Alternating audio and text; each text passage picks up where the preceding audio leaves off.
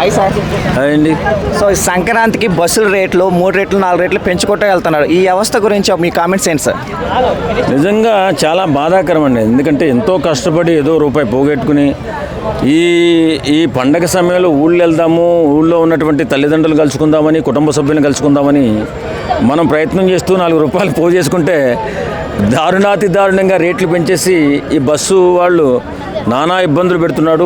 మధ్యతరగతి కుటుంబీకులు కుటుంబంతో వెళ్ళాలంటే మినిమం 10,000 రూపాయలు ఒక పక్క ఛార్జీ అవుతుంది. 2,500, 3,000, 5,000 ఒక టికెట్ ఇలా పెంచుకుంటూ పోతే సామాన్యుడు ఎలా బతకాలా? దీని మీద ప్రభుత్వ కంట్రోల్ ఉండలేదు. నిజంగా బాధాకరం ఏంటంటే వీళ్ళు ఎలక్షన్స్ వచ్చినప్పుడు ఎర్రి మాటలు పిచ్చి మాటలు మాట్లాడమే తప్ప ఈ నాయకులు నిజంగా ఇలాంటి సందర్భంలో పండగ సందర్భంలో ఒక చిరుద్యోగి ఒక 20,000, 15,000 సంపాదించుకున్న ఉద్యోగి సంవత్సరం అంతా కష్టపడి తన సొంత గ్రామం వెళ్ళి బంధువుల్ని, చుట్టాలని, తల్లిదండ్రుల్ని కలుసుకోవాలని వెళుతుంటే కన్నీళ్ళు వస్తున్నాయి. నా 2 పిల్లలు 2 పెద్దవాళ్ళతో వెళితే ఎంత ఘోరంగా ఉందంటే ఆ రేట్లు భరించలేక ఊరు వెళ్ళడానికి కన్నీళ్ళు పెట్టుకుంటున్నాడు పట్నం పోచి పని చేసుకున్నటువంటి సగటు మనిషి. అసలు ఈ ప్రభుత్వాలు ఏం చేస్తున్నాయో నాకైతే అర్థం కావట్లా. నిజంగా ఇంత ఘోరంగా దోచుకుంటూ అవి కూడా సరైనటువంటి బస్సులు కూడా కాకుండా ఎక్కడో మూలం పెట్టేసిన బస్సులు ఇప్పుడు అన్నీ తీసి ఈ యాక్సిడెంట్లు అవ్వడానికి కూడా కారణమవుతున్నాయి. అది నియంత్రణ లేకుండా ఉంది. ప్రభుత్వం అలా పట్టించుకోవట్లేదు. ఈ రేట్లపైన ప్రభుత్వ నియంత్రణ లేకపోతే సామాన్యుడు ఎలాగా ఊళ్ళెళ్ళి మళ్ళీ పండక్కెళ్ళి రాగలుగుతాడు? ఈ ప్రభుత్వాలకి బుద్ధి జ్ఞానం లేదబ్బా. నిజంగా వాళ్ళకి బుద్ధి వస్తున్న రోజు ఆ బుద్ధి దేవుడు ప్రసాదించాలి వాళ్ళకి. ఇది ఒక 2 పిల్లల్ని తీసుకుని వెళ్ళాలంటే 10,000, 15,000, 20,000 పెట్టాలంటే ఆడిని తెచ్చి పెడతాడు. 20,000, 15,000 సంపాదించుకున్నటువంటి చిరుద్యోగి. కాబట్టి దీని మీద ఆలోచించరా అంటే మీ సౌకర్యార్థం మీ గవర్నమెంట్ సొమ్ము వాడేసుకుని మీరమ్మో మీ వాహనాలు మీరు వాడుకుంటారు. ఓ చిరుద్యోగి బతకలేనటువంటి ఈ వ్యక్తులు, మధ్యతరగతి కుటుంబీకులు ఏదైనా ఊరు వెళ్ళాలంటే సంవత్సరం అంతా సంపాదించింది వీళ్ళు రాగేసుకుంటున్నారు. దీని మీద ఖచ్చితంగా నియంత్రణ, ప్రభుత్వ నియంత్రణ ఉండాలా. లేకపోతే ప్రభుత్వానికి చెడ్డ పేరు కూడా రావడం ఖాయం. ఖచ్చితంగా అంటున్నారంటే ఈ ప్రైవేట్ ట్రావెల్స్ నడిపించేది ఎమ్మెల్యేలు వాళ్ళే కాబట్టి సో గవర్నమెంట్ ఎలాగ పట్టించుకోవట్లేదు అంటున్నారు. గవర్నమెంట్ పట్టించుకోకపోతే పోయే కాలం వచ్చినట్టే. నిజంగా ఇలాంటి కష్ట సమయం అంటే పండగ సమయంలో 10 రూపాయలు ఉంటే సుఖంగా ఊరెళ్ళి ఖర్చు పెట్టుకుని హ్యాపీగా ఎంజాయ్ చేసే సమయం వీళ్ళ మధ్యలో ఈ బస్సు వాళ్ళు దోపిడీ చేసేస్తున్నారు. టికెట్ దొరకదు. ఏది ఫ్రీ బస్సు ఎఫెక్ట్ అనేది దీనికి పండగకి ఫ్రీ బస్సు ఎఫెక్ట్ ఏమి ఉండదండి. ఎక్కడానికి వెళ్ళలేరు. ఎక్కే సమస్యలో మగాళ్ళు అయితే ఇంక ఎక్కలేరు. ఆడవాళ్ళకి అసలు సగం మంది కూడా సీట్లు దొరకవు. కానీ ఏదైనా ఖర్చు పెట్టుకుని వెళ్దామంటే ఇలాగ ప్రైవేట్ బస్సులు దందా ఎక్కువైపోయింది. విపరీతమైన దోపిడీ అయిపోయింది. ఏం చేసినా ప్రభుత్వం మాత్రం ఖచ్చితంగా ఒక నిర్ణయం తీసుకుని ప్రైవేట్ బస్సుల్లో నియంత్రణ పాటించి కొంచెం పేదవాళ్ళని కాపాడుకుంటే వాళ్ళు వెళ్ళి పండగకి హాయిగా వెళ్ళి రాగలుగుతారు. ట్రైన్లు కూడా అసలు వెయిటింగ్ లిస్ట్ చాలా ఉంటున్నాయి కదా, స్పెషల్ ట్రైన్స్ అయినా వేసేదానికి. స్పెషల్ ట్రైన్స్ అన్నీ వస్తున్నాయండి. చూద్దాం మరి ఎంతవరకు జనాలని ట్రాన్స్పోర్ట్ చేయగలుగుతాయో ప్రభుత్వాలు. ఏదేమైనా జాగ్రత్తగా ఆలోచించి ప్రభుత్వాలు నిర్ణయం తీసుకోవాలా. ఈ మధ్యతరగతి వాళ్ళే ఎక్కువగా ఉంటారు కాబట్టి పెద్దోళ్ళు ఉంటే కార్లు ఉంటాయి, వాళ్ళు వెళ్ళిపోతారులేండి. కానీ మనం కారుల్లో కాకుండా బస్సుల్లో వెళ్ళేటోళ్ళకి కానీ ట్రైన్లో వెళ్ళేటోళ్ళకి కానీ సౌకర్యవంతంగా ప్రయాణం చేసేయడానికి రేట్ల విషయంలో కానీ సౌకర్యాల విషయంలో కానీ ఖచ్చితంగా కల్పించాలని చెప్పి కోరుకుంటున్నాం. Thank you. సో మన చిరంజీవి గారు ట్రైలర్ వచ్చింది కదా, ఎలా అనిపించింది? ట్రైలర్ అంతా 1.5 మినిట్ ఒక రేంజ్ అనిపిస్తే ఆ లాస్ట్ 1.5 మినిట్ తర్వాత విక్టరీ వెంకటేష్ గారి ఎంట్రీ ఉందే అరాచకం. అంటే వెంకీ గారిది సంక్రాంతికి సినిమా రావట్లేని ఒక లోటు దీని ద్వారా హ్యాపీనెస్ అనిపించింది. అండ్ నిజంగా చిరంజీవి గారి మరి అంటే ఈ వే ఫన్ చాలా గ్యాప్ వచ్చింది. నాకు తెలిసి ఒక 10 years అయిపోయింటుంది.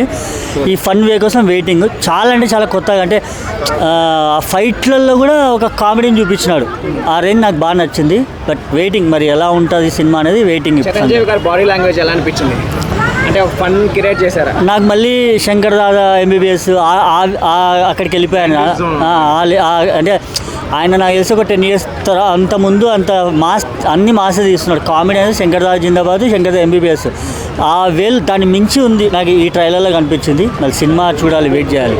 సో వెంకటేష్ గారితోనే సినిమా ఈ లుక్ వచ్చిందని అనుకోవచ్చా? నిజంగా చెప్తున్నా, ఆ 1.5 minute తర్వాత విక్టరీ వెంకటేష్ గారు ఆ ఫ్లైట్లో హెలిప్యాడ్లోంచి దిగిన వెంటనే ఆ డైలాగ్ ఉంటుంది, నువ్వు ఫ్యామిలీ మ్యాన్, ఈ మాస్ ఎంట్రీ ఏంటంటే నువ్వు మాస్ మ్యాన్వి, నీకు ఈ ఫ్యామిలీ జోన్ ఏంటని అంటాడు కదా, ఆ డైలాగ్ నాకు బాగా నచ్చింది. ఆ వే కానీ, ఆ విక్టర్ వెంకటేష్ గారి లుక్స్ కానీ, స్టైలిష్ చాలా బాగా కొత్తగా అనిపించింది. సో చాలా మంది ట్రోల్ చేశారు కదా లాస్ట్ సాంగ్స్కి, వాళ్ళందరికీ సమాధానం చెప్పారని అనుకోవచ్చా? అందరికీ సమాధానం ఇచ్చి పడేసినాడు ఈ ట్రైలర్తో. చాలా బాగా అనిపించింది. ఏం పెట్టి రాస్తావు నిజంగా, అసలు నాకు అర్థం కాదు. ఇంత పెద్ద స్టార్లని అంత ఫన్ వేలో తీసుకొచ్చి నువ్వు ఖచ్చితంగా హిట్ కొట్టుకునే పోతావు ప్రతి సినిమా, ప్రతి సంక్రాంతికి. బట్ ఆల్ ది బెస్ట్, ఈ సినిమా కూడా హిట్ అవ్వాలని అనుకుంటున్నాను. అనిల్ రావుపూర్ గారి మార్క్ కనిపించిందా ట్రైలర్లో? ఖచ్చితంగా. అంటే మెగాస్టార్ ఈయన కామెడీ వేరు, మెగాస్టార్ గారు ఆల్రెడీ చేశాడు. ఆయన కూడా మెగాస్టార్ గారు కూడా ఎంబీబీఎస్ దాంట్లో ఆయన ఫన్ వే వేరే ఉంటుంది, ఆయన స్టైలిష్ వేరే ఉంటుంది. ఇద్దరి కాంబో నాకు బాగా కొత్తగా అనిపించింది. సో రాజా సాబ్కి గట్టి పోటీ ఇస్తుంది అనుకోవచ్చా? అది మనం ఏం చెప్పలేము. అంటే ఒకటి ఆల్రెడీ ప్రభాస్ గారు అన్నారు, సీనియర్లే జూనియర్ వాళ్ళ దగ్గర మేము నేర్చుకుంటాం అన్నారు. అది కరెక్టే. అది అందరు సినిమాలు హిట్ అవ్వాలి అండ్ ఇది హిట్ అవ్వాలి. పండక్కి వచ్చే సినిమాలు మనల్ని ఎంటర్టైన్మెంట్ చేయడానికి అన్ని సినిమా హిట్ అయితేనే మళ్ళీ ఇంకో సినిమా వస్తుంది కాబట్టి అన్ని సినిమాలు హిట్ అవ్వాలి. సో లాస్ట్ ఇయర్ సంక్రాంతికి వస్తున్న మూవీని క్రాస్ చేసేదానికి అవకాశాలు ఉన్నాయా? చేయొచ్చు ఖచ్చితంగా. అది 300 కోట్లు దాటింది, ఇది కూడా క్రాస్ చేయొచ్చు. Okay, thank you. Last year చూస్తే సంక్రాంతికి వస్తున్న సినిమా ఎలా అయితే ఉందో అదే ప్యాటర్న్ మళ్ళీ మన శంకర వరప్రసాద్ పండక్కి వస్తున్నాం. ఆ సినిమాలో సేమ్ ప్యాటర్న్ యూజ్ చేస్తున్నాడేమో కొంచెం, అంటే అది హిట్ అయింది కదా అని అదే ప్యాటర్న్ యూజ్ చేస్తే కొంచెం మళ్ళీ హిట్ అవుతుందేమో అని అనుకుంటున్నాడేమో అనిపిస్తుంది నాకైతే.